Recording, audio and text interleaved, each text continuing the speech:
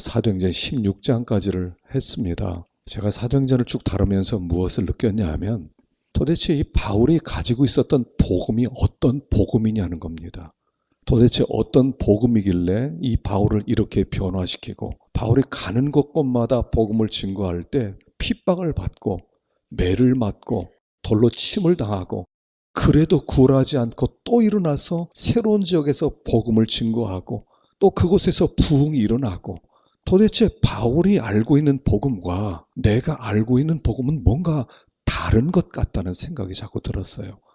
뭐 다르겠습니까? 바울이 예수를 믿어 구원받은 그 복음과 내가 예수를 믿고 구원받은 복음이 뭐가 다르겠습니까? 다시 복음이 무엇인가 복음을 새롭게 재확인을 해야 되겠다 하는 그런 마음이 들었습니다. 다시 한번 이 바울을 이렇게 감동시키고 어떤 환경에서도 굴하지 아니할 수 있는 그를 하나님께 충성스럽게 만드는 그 복음을 다시 한번 확인하고 나도 다시 한번 그렇게 10년 가운데 부흥이 일어나고 또 새로운 개혁이 일어나고 변화가 되었으면 좋겠다 하는 생각을 하게 되었습니다. 그래서 이 로마서가 지금 벌써 제가 한 3번째, 4번째 정도 강해하는 것 같아요.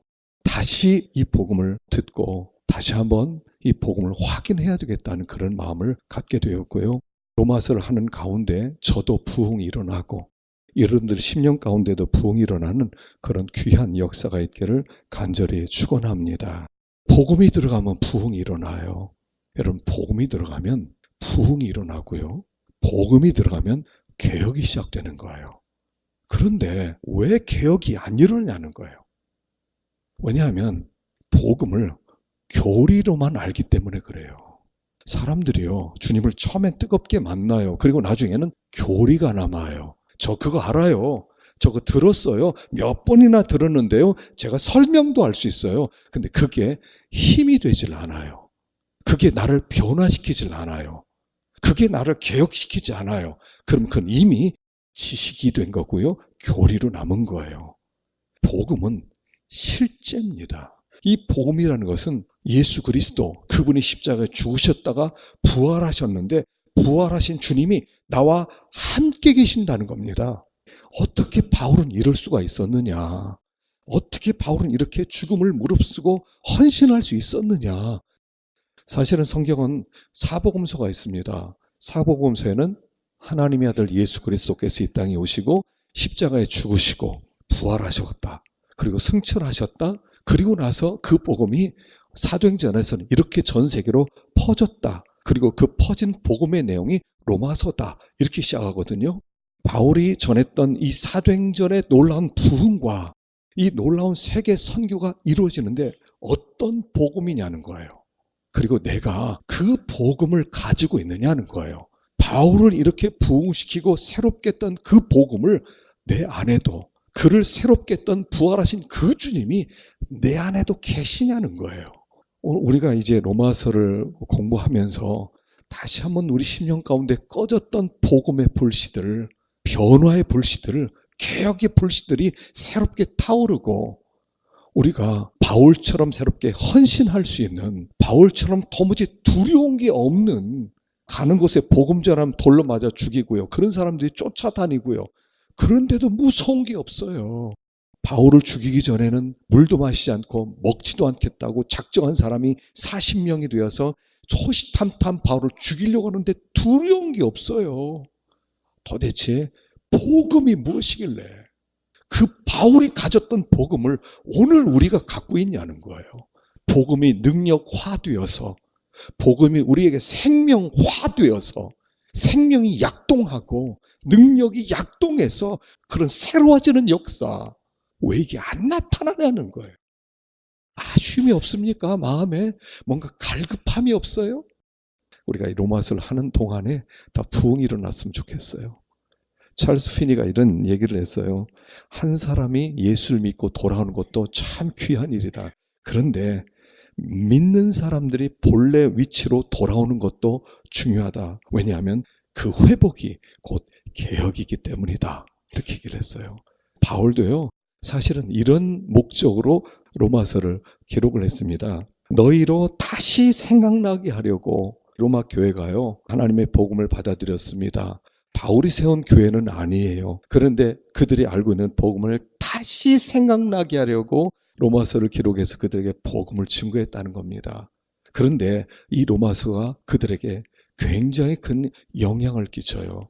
왜냐하면 사실 로마 교회는요, 굉장히 핍박을 받았던 교회예요.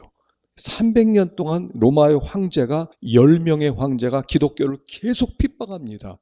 예수 믿는 사람 족치고 잡아 죽이고 박멸시키는 운동이 300년 동안 일어났어요. 그런데 이 로마 교회가 그 핍박을 버텨냈어요. 어떻게 버텨내냐면요, 땅속으로 카타콤, 그건 카타콤이란 지하 무덤이란 뜻이거든요. 지하 무덤에 땅 파고 들어가서 거기서 예수를 믿었어요. 거기서 결혼을 하고 거기서 아이를 낳고, 어떤 아이들은 죽을 때까지 태양을 보지 못하는 거예요. 카타콤에 있었던 사람들은 대개 40세 전으로 죽었대요. 오래 살 수가 없었대요. 해를 못 보니까. 그러면서도 포기할 수 없었던 이 복음을 붙들게 만드는 거예요. 오늘 우리가 이 복음의 원본을 잃어버린 것 같다는 생각이 들어요. 우리가 복음의 원본, 로마서를 들어가서 주워 들은 얘기 아니고 정말 바울이 증거했던 그 복음, 예수 그리스도께서 우리에게 주고 싶어 했던 그 복음을 우리가 함께 들고 새로워지는 그런 축복의 기회가 될 수 있기를 간절히 바랍니다. 로마서는요, 이렇게 구성이 되어 있습니다. 1장 1절부터 17절까지가 서론이고요.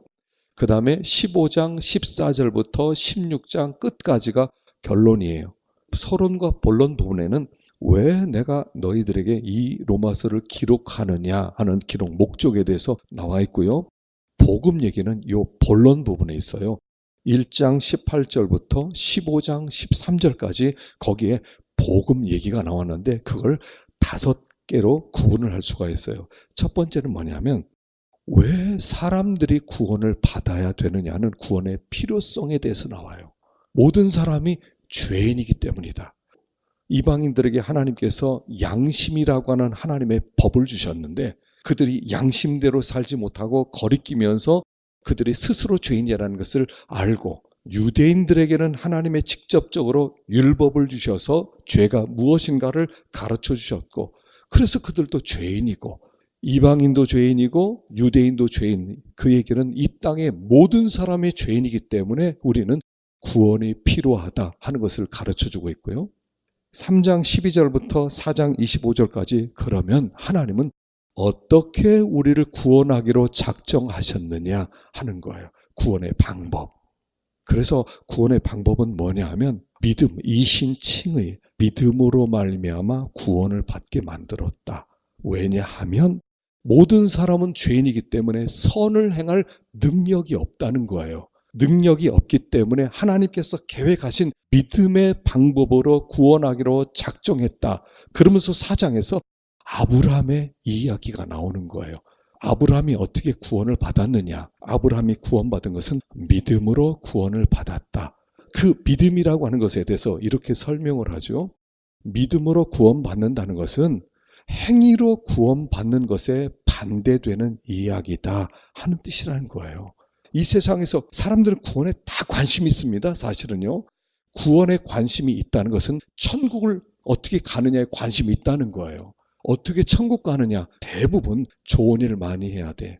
착하게 살아야 돼. 죄 안 짓고 다른 사람에게 해 끼치면 안 돼. 다 그렇게 함으로 말미암아 구원을 받으려고 그러는데, 인간은 죄 안 지을 재간이 없는 죄의 종이기 때문에 하나님이 정하신 믿음이란 방법으로만 구원을 받을 수 있다.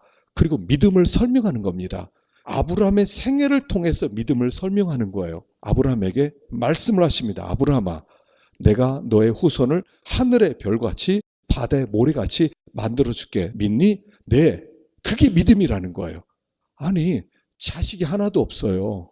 아브라함이 자식을 낳은 건 100세인데 100살 낳기 전에 하나님께서 아브라함에게 나타나셔서 너의 후손을 하늘의 별처럼 바다의 모래처럼 만들어줄게. 너 믿어? 네. 그게 믿음이라는 거예요. 아무것도 없어요. 자식도 없어요. 눈에 보이지도 않아요. 근데 하나님의 말씀만 믿고 예 하는 걸 믿음이라고 하는 거예요. 그리고 나서 예 했더니 나중에 하나님이 이삭을 주셨다는 거예요. 이삭을 주심으로 말미암아 자 이게 증거야 이렇게 말씀해 주세요.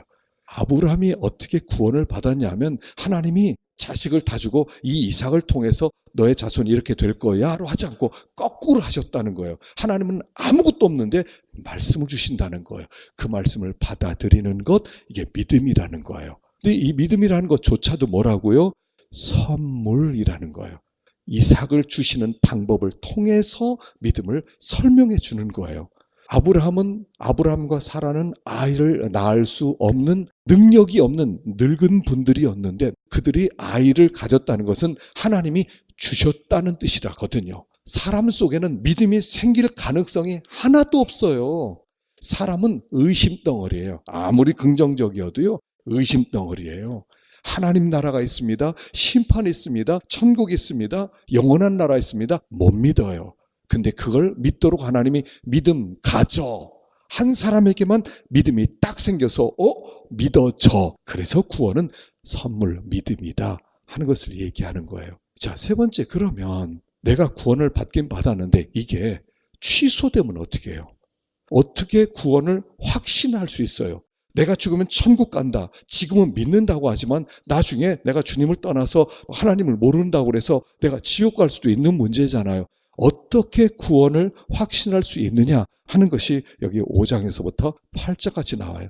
세 가지로 확신할 수 있다는 거예요. 뭐냐면 첫째, 성부 하나님이 도장 찍어주셨다는 거예요. 성부 하나님이 너희를 천국 보내기로 작정하셨다는 거예요. 그게 우리가 죄인 되었을 때에 하나님께서 예수 그리스도를 십자가에 죽게 하심으로 우리를 향한 하나님의 사랑을 확증하셨느니라. 우리가 선한 일을 하기 전에, 예수 믿기도 전에 나를 위해서 하나님께서 무조건적으로 나를 구원해 주셨어요. 도장을 찍어주셨기 때문에 내 구원은 확실하다. 이 얘기가 5장 1절부터 나오는 거예요. 두 번째는 성자 예수님이 또 도장을 찍어주셨다는 거예요. 그래서 성자 예수님이 십자가에 죽으시고 부활하신 다음에 우리를 믿음으로 예수와 연합시켰다는 거예요. 예수 안으로 우리가 들어가겠다는 거예요. 우리가 예수 안으로 들어가는 거예요. 예수를 믿는다는 것은 예수 안으로 들어가는 거예요. 그래서 예수님이 십자가에 죽으실 때 나도 죽고, 예수님이 부활하실 때 나도 부활하고, 예수님이 승천할 때 나도 승천하고, 예수와 운명이 같아지는 걸 연합, 믿음이라고 부르는 거예요. 그래서 우리가 예수와 연합이 되었어요.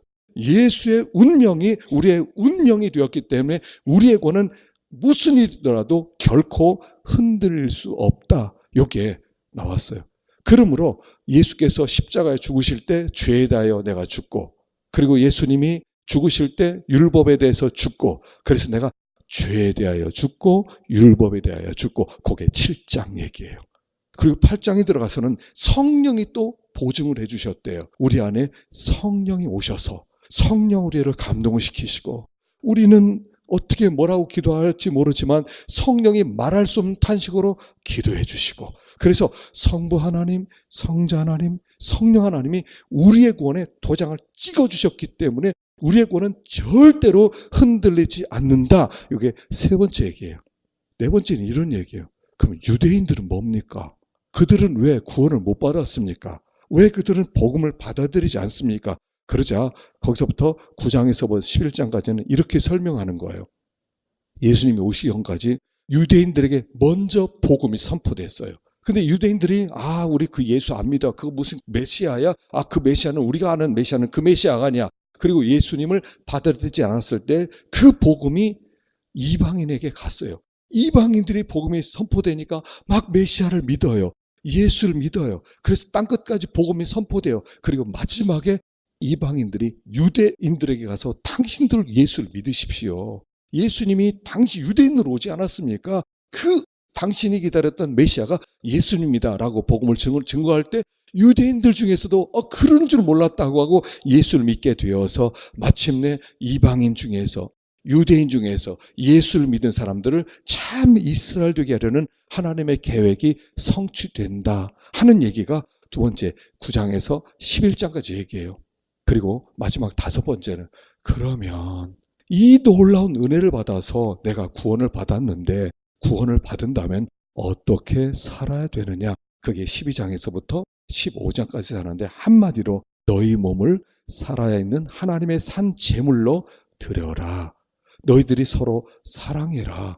원수조차 사랑해라. 세상에서는 너희들이 마땅히 해야 될 책임들을 다 감당해라. 교회 안에서는 혹 믿음이 강한 자는 믿음이 약한 자를 받아주어라. 하나 되는 삶을 살아라. 요게 5번째 내용이야. 요게 본론입니다. 이 내용이 로마서에 나와 있는 거예요. 우리가 이 부분들을 배워가면서 다시 한번 복음의 본질로 들어가서 다시 그 살아계신 예수님이 우리 가운데 거하시는 그런 놀라운 역사가 있기를 축원합니다. 바울이 자기를 소개합니다. 예수 그리스도의 종 바울은 바울이요. 자기를 예수 그리스도의 종 슬레이브 노예라는 뜻이에요. 그 당시에는요. 전쟁을 해서 전쟁에 패배하면 다 노예가 돼요. 그럼 팔아먹어요. 한 가족이 여기 아빠 있고 엄마 있고 아들 있고 딸 있으면 다 뿔뿔이 흩어서 다 각 지역에 팔아버려요. 그러면 그 사람은 노예로 살다가 노예로 끝나는 거예요. 노예는 좋은 얘기 아니에요. 근데 바울은 자기를 예수 그리스도의 노예라고 표현을 해요. 노예. 구약 성경에는요. 노예로서 영원히 살 수 있는 노예 제도가 나오죠. 자기가 먹을 게 없어서 땅을 팔아서 이렇게 자기가 나중에 먹을 게 없으면 자기 몸을 팔아서 종이 됩니다. 노예가 되면 그 집에서 살면 유대인들은 7년 만에 또는 50년 만에 안식년이나 희년이 되면 풀어주게 돼 있어요. 근데 어떤 종이 너무 주인이 좋아요. 그러면 나 이 주인 집에서 살고 싶습니다. 그러면 귀를 문지방에다 대고 송곳으로 구멍을 뚫어요. 그리고 구멍이 나면 거기다가 귀걸이를 걸고요. 그 귀걸이에다가 주인의 이름을 기록해 놓아요. 그러면 노예로 살아가는 거예요.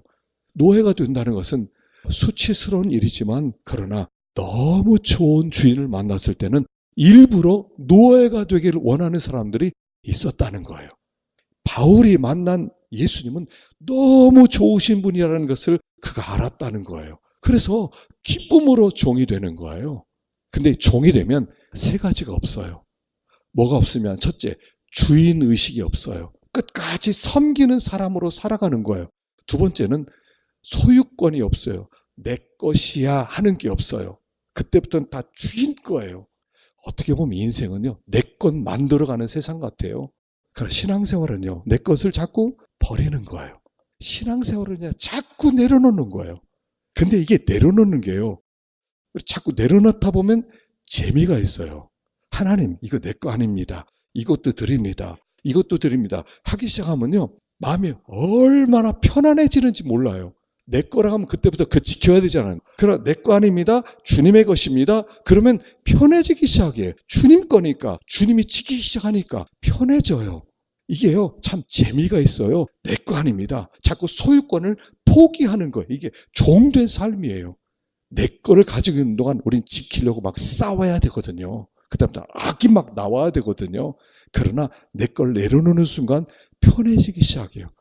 여러분, 이 은혜가 여러분들에게도 있기도 축원합니다. 정말 그래요. 3번째는 생명권이 없어요. 목숨도 내 게 아니에요. 그래서 이 종의 특징은 뭐냐면 철저한 순종하는 사람이에요.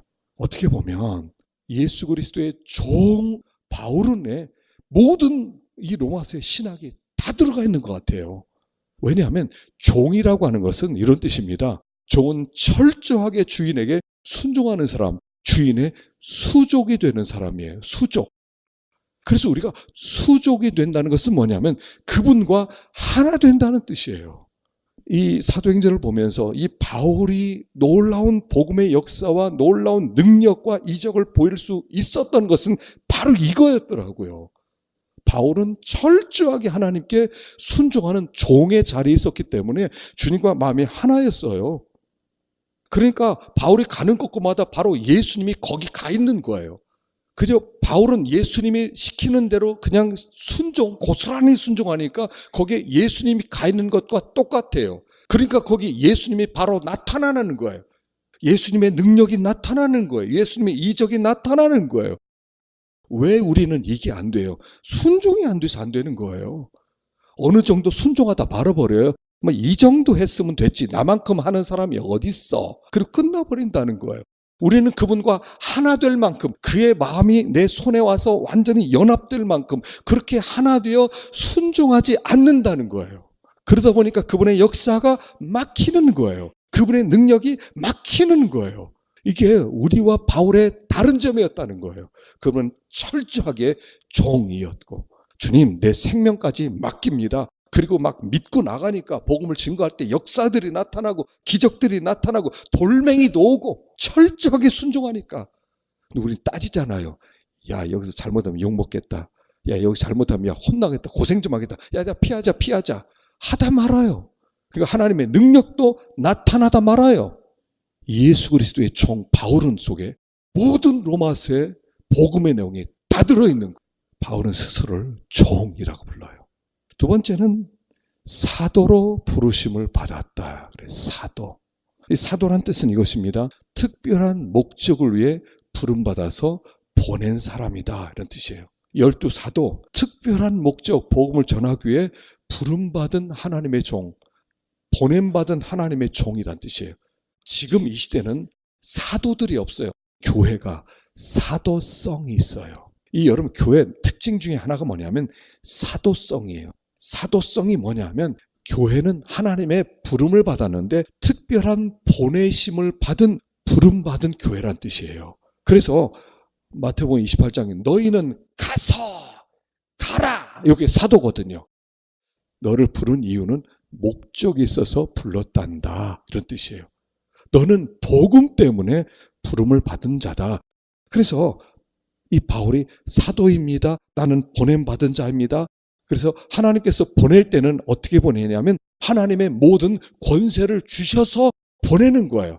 믿는 자에게는 이런 표적이 따르리니 귀신을 쫓아내고 새 방언을 말하고 뱀을 집으며 무슨 독을 마실지라도 해를 받지 아니하고 병든 자에게 손을 얹은 즉 나으리라. 예수님께 하셨던 그 역사 일이잖아요. 사도들에게 그 권능을 주시는 거예요. 우리가 이 사도성을 가지고 하나님의 말씀을 붙들고 순종해서 하나님이 보내주셔서 가라. 하나님이 말해라. 그럴 때 말하라고. 하나님이 하라 하는 일을 하고 하지 말라 하는 일을 하지 않다 보면 예수님께서 가셨던 모든 권세가 우리 가운데 나타나서 부흥의 역사, 변화 역사, 능력 역사가 나타난다는 것을 얘기하는 거예요. 지금 사도로 부르심을 받아. 세 번째는요, 하나님의 복음을 위하여. 여기 하나님의 복음이라고 얘기해요. 2절에는 하나님의 아들의 복음이라고 하는데 1절에서는 하나님의 복음. 하나님의 복음이란 이 복음이란 출발이 하나님이시다. 이런 뜻인 말이에요. 복음의 출발이 하나님이시기 때문에 하나님이 시작한 이 구원을 하나님이 완성시킬 복음이다. 이런 뜻이에요. 자, 복음은 시작부터 끝까지 하나님이 하시는 일이다. 성경은 이 복음 얘기예요. 하나님이 어떻게 창세기에서 하나님이 세상을 창조하고 어떻게 하나님의 세상을 종말을 가져오실지 하나님이 다 계획하신 일이에요. 이게 하나님의 복음이에요. 인간이 하는 게 아니에요. 구원에 있어서 인간의 노력이 요만큼도 들어가면 복음이 아니에요. 복음은 시작부터 끝까지 내가 너 구원할게. 자, 천국 들어가. 여기까지 모든 일을 하나님의 능력과 하나님의 지혜와 하나님의 사랑으로 행하신다 하는 게 하나님의 복음이란 뜻이에요. 첫째는 이런 뜻이죠. 그래서 모든 걸 하나님이 하신다. 나를 구원하는 것은 하나님의 계획이다. 두 번째는 그 하나님의 계획은 절대로 변할 리가 없다. 내 구원은 취소되지 않는다는 거예요. 하나님 앞에 설 때 우리가 실망해요. 하나님 실망하셨죠. 이런 나예요. 하나님 구원 포기하시지 않겠어요? 하나님 제가 이렇게 거짓말을 잘해요. 하나님 제가 이렇게 교만해요. 하나님 제가 이렇게 못돼 먹은 일만 살살하고 다녀요. 하나님이 야, 나 너한테 실망 안 해. 나 너 이런 줄 알아. 이게 복음이에요. 있는 그대로 나를 받아주시는 거예요. 나는 나를 보면서 놀래는데 그래도 나는 너를 사랑해. 그리고 나의 구원은 절대로 취소되지 않아. 그리고 너를 내가 변화시킬 거야. 그게 복음이에요. 이게 하나님의 복음이라고요. 하나님의 행하신 이 큰 역사에 우리는 하는 게 아무것도 없어요. 하나님이 다 행하셨다는 거예요. 그리고 그 하나님의 행하신 그 거대한 손길 앞에 나의 반응을 보여주는 거예요. 하나님, 진짜 감사한 것밖에 없습니다. 하나님, 내가 어떻게 할까요? 그 하나님의 행하신 구원에 대한 나의 반응을 우리는 신앙생활이라고 부르는 거예요. 거기서 뭔가 해야만, 의무적으로 해야만 이런 게 아니라 너무 감사해서 나 같은 자를 위해서 죽으시고 나 같은 자를 위해서 그 희생을 당하시고 수치를 당하시고 그리고 나서 나를 구원하신 그분의 은혜가 너무 감사해서 하나님, 너 이거 안 하면 죽어? 라고 말하지 않으셨어요. 하나님은 그냥 다 행해 주셨어요. 그리고 내가 너를 향한 사랑, 나는 항상 너의 편이야. 난 너의 안에 있어. 네가 지옥 가? 그럼 나도 지옥까지 따라갈 거야. 너는 절대로 그렇게 될 리가 없어. 어찌하든지 너의 상황이 어떻게 하더라도 넌 내 안에 있어. 내가 너 사랑해. 이렇게 불러주시는 걸 복음, 하나님의 복음이라고 하는 거예요. 그리고 하나님이 우리 삶 가운데 찾아오셔서 나를 그 나라까지 이끌기 위해서 모든 준비된 모든 일들을 계획대로 프로그램대로 나를 이끌어 가실 거예요. 거기엔 병들 수도 있고요. 거기엔 건강할 수도 있고요. 실패할 수도 있고요. 성공할 수도 있고요. 수치를 당할 수도 있고 모든 일들이 다 포함됐어요. 그 모든 일들 속에서 나는 너를 반드시 합력하여 선을 이룰 거야. 구원을 완성시킬 거야. 이게 하나님의 복음이에요. 우리는 그 손에 잡혀 있어요. 내 운명은 결정되어 있어요. 이게 하나님의 복음이에요. 나는 어떻게 하더라도 나는 구원을 받게 될 거예요. 하나님의 계획이에요. 우리가 이제 이 하나님의 복음 얘기를 쭉 하면서 함께 풀어가고요. 하나님의 행하신 그 일에 믿음으로, 감사로 반응할 수 있는 우리가 될 수 있기를 축원합니다.